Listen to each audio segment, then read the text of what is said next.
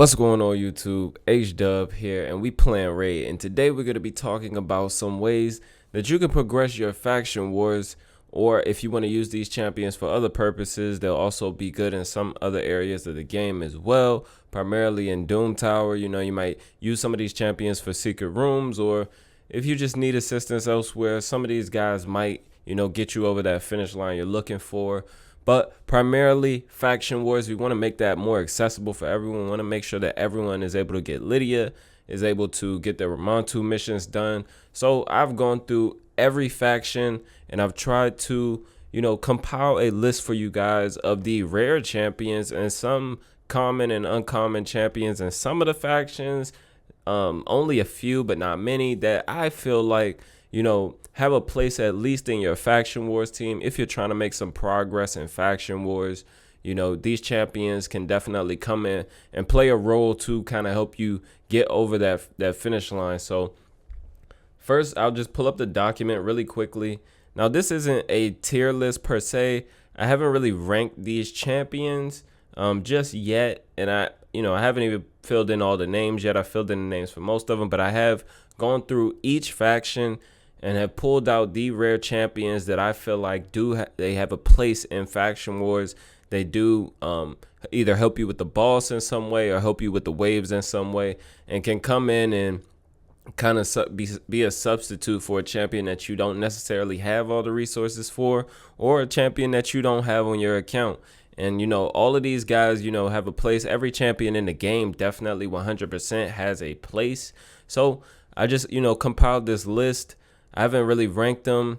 For the most part, most of these are just going to be in either alphabetical order or the order that you see in the game, which goes by affinity first. So you're going to have the magic champions, then the forest, then the spirit, then the void, I believe it is, and in alphabetical order from that point. Now, some of these I did, just pull out, off of the top of my head as I was going through the images. I was like, oh, that guy's definitely good. This guy's definitely good. So if you're looking at the order and you're like, oh, he did start to rank them. Yeah, I mean, some people obviously I knew was going to be good. Like Draconis 100% is a great champion in that faction. You can use him everywhere. Templar the same, So that is my, thought process behind building this. I have not ranked them yet, but I will go through again and rank them, as well as make sections here so you know who's a support, who's a damage dealer, or what have you.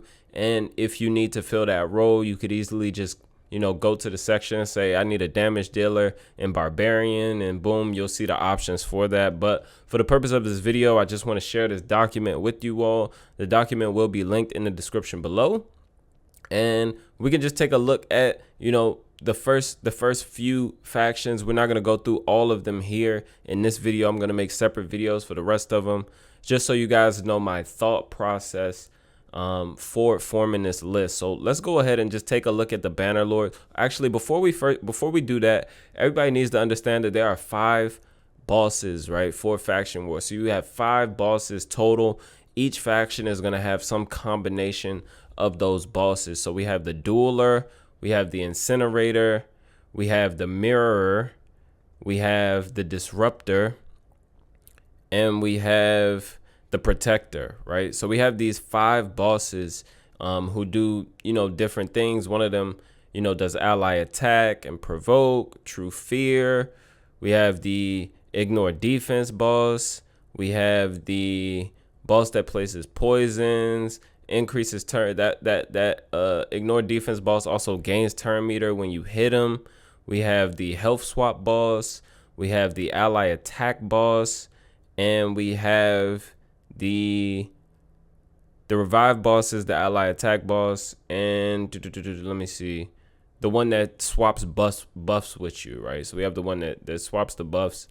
I think he also does heals. But I'll put all that up on the screen so you guys can see there are 5 bosses, and each faction has a combination of these bosses, which is why I selected the champions I did. When I was compiling this list, I was thinking about the bosses.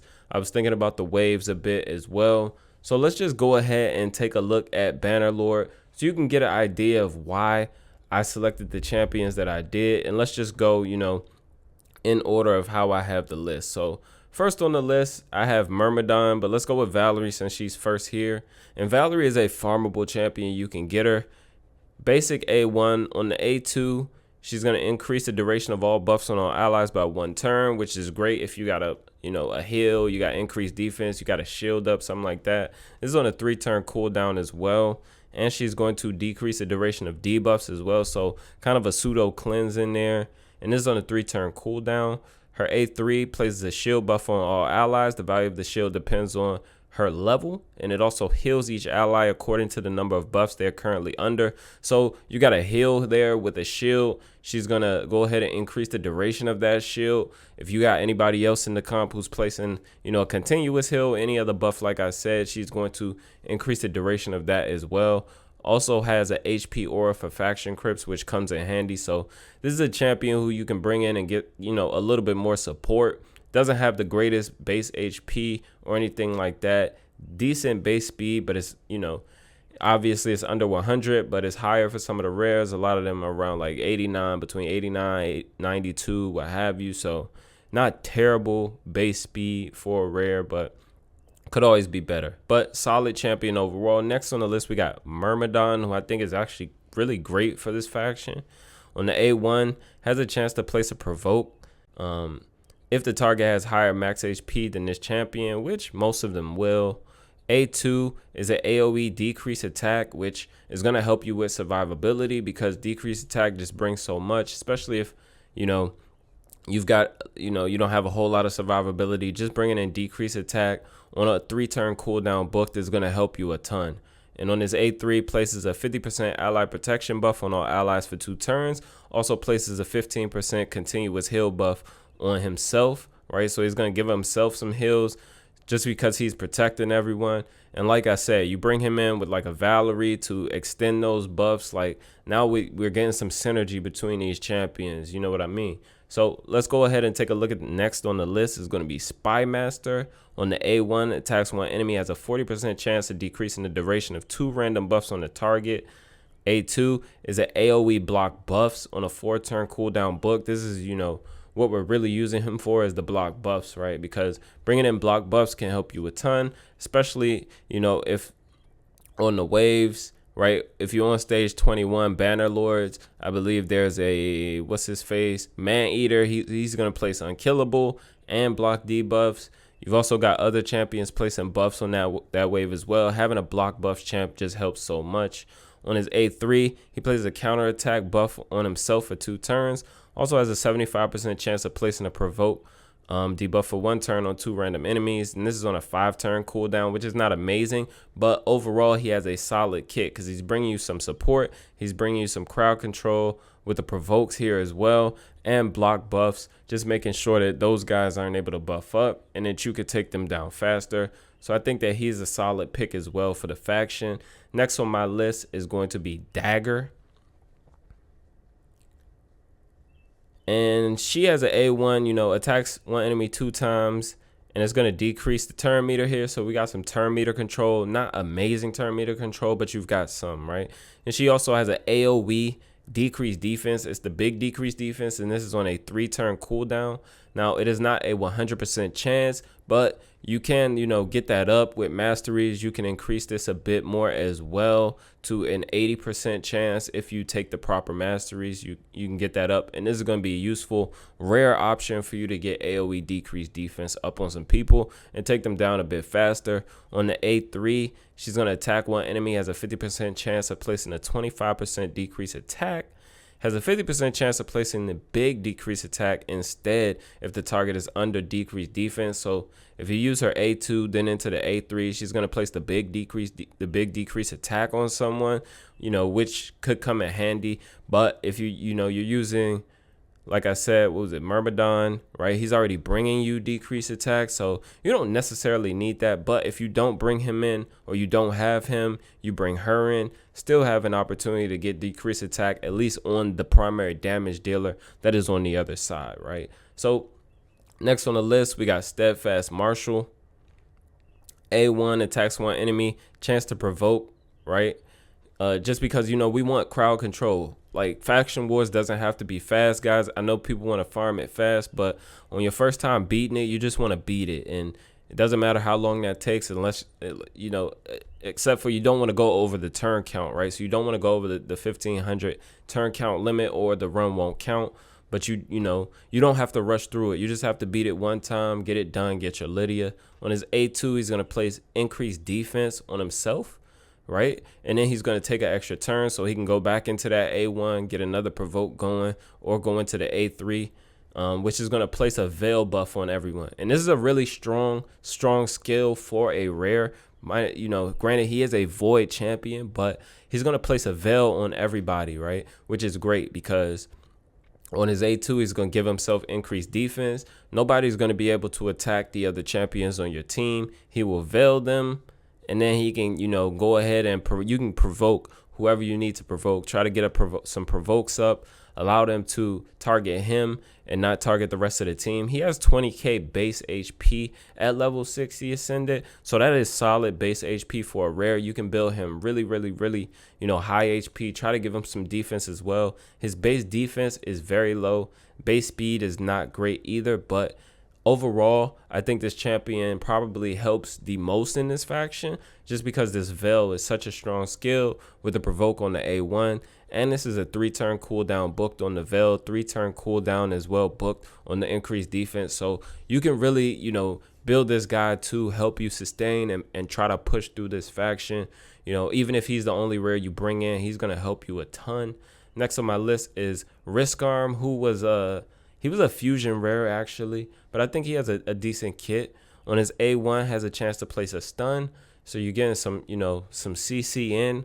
His A2 is an AoE, and he's going to place a shield on himself, right, for 20% of his max HP. Now, his max HP is not great, but this is on a 3-turn cooldown. He's got a stun on the A1. You can put him in a stun set if you like, because he has a 3-turn cooldown AoE ability on his A2. So definitely an option for you to, you know, place in a stun set or some sort of provoke set, since he's going to be placing a shield on himself. You can make people provoke him, right? That is if you have that gear. But his A3 plays a counterattack buff on a target ally for 2 turns, and also places a 30% increased defense on all allies for 2 turns. And this is on a 4-turn cooldown, so definitely has, you know, some usability here. I think that this guy can come in and play a role very well. And like I said, you don't have to do it fast, guys. You can do it slow. Go in, control the waves. Try to, you know, get some survivability going so you can make it to the boss, and then take the boss down and make sure that you are, you know, just pacing yourself out. Now, the next 2 champions on the list are actually uncommon champions. And, you know, obviously you don't want to be bringing in uncommons, but if you don't have any other options, you just want to make some progress, try to push up and get some stars, get some of those rewards. I feel like these guys can come in and definitely, you know, play a role, right? I'm not saying they're going to be game changing, but they can play a role. First is going to be Duelist. A1 is going to attack one enemy healed by 20% of the damage inflicted, so she can get a little heal in on herself, bring herself some survivability because she's going to need it. And on the A2, you know, has a decent chance to place a stun, and this is on a 2-turn cooldown. This is the reason why I have this uncommon champion on here, is because if you place her in Relentless or something like that, she's going to be healing herself on her A1 every time she takes a turn, and the A2 is on a 2-turn cooldown book with a decent 75% chance to place a stun here. And you can, you know, if she gets some turns going, or if you build her fast enough to just keep, you know, take a lot of turns before the waves go, she's going to have a great chance to go ahead and get some stuns off for you. That is the only reason why I have this champ up here. She also has 101 base speed, so you can build her pretty fast just because she has decent base speed. So don't at me for putting the uncommon in here, but I think that this uncommon, you know, if you don't have someone to come in and help you, you know, progress through the waves, get some stuns off, she's going to be tough to keep alive, but she is bringing a heal on herself. I think that she can come in and place a, you know, play this role really well, you know, of crowd control with the 2-turn cooldown book on the stun, 75% chance. you know, that's not terrible if you ask me. It's almost the same as putting another AoE champ in a stun set and you gambling with the, you know, what is it, 22% chance of the stun set, you know, low 20s, whatever it is. But I think that this champion does have a place in Faction Wars for sure. Next is going to be Commander. Another uncommon, and this is the last one in this faction. His A1 attacks one enemy, has a 15% chance of placing a stun debuff for 1 turn. So somebody else to come in and, you know, stun A1, and his A2 heals the ally with the lowest HP by 40% of this champion's HP and fills the turn meter of the ally if they are fully healed. So it's going to completely fill it. This champion's turn meter cannot be filled by this skill. And this is on a 3-turn cooldown book. So you got somebody who can come in and do some heals for you for sure and fill some turn meter on a 3-turn cooldown, which is, you know, this is what you want to be doing. You want to be taking as many turns as possible before the waves take their turn.